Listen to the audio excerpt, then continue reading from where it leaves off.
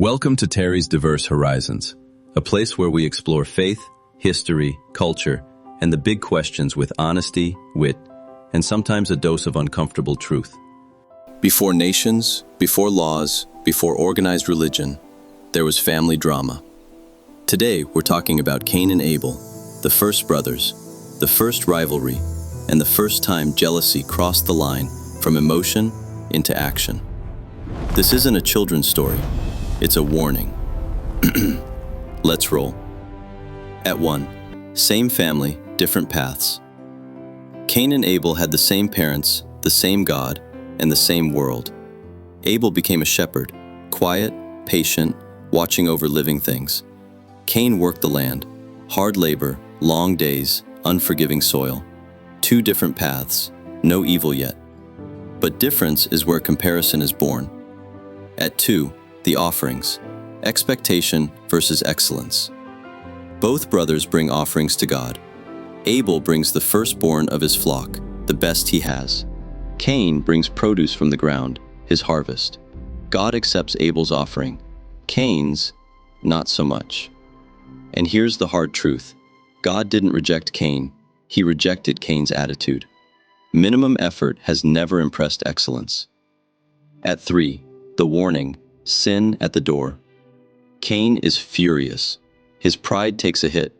God speaks to him, not with punishment, but with a warning.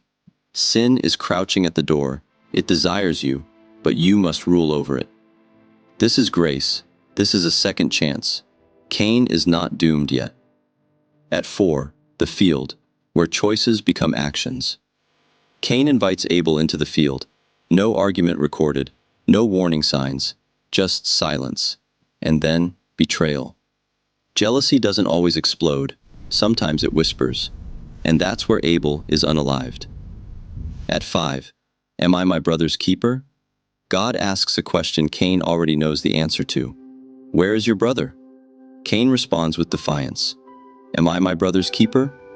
This isn't ignorance, it's arrogance. It's humanity's first refusal to accept responsibility.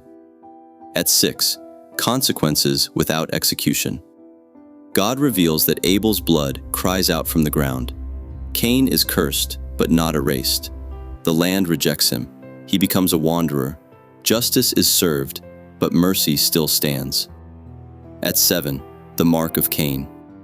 God marks Cain so that no one will unalive him. Not protection from guilt, protection from revenge. The mark isn't a reward, it's a reminder. You don't escape consequences, you carry them. At 8, this was never about farming. This story isn't about crops or animals, it's about comparison. Cain didn't fall because Abel was better. He fell because he refused to grow. At 9, the pattern repeats. Every conflict since has followed the same pattern. Envy, pride, blame, destruction. Different era, same heart.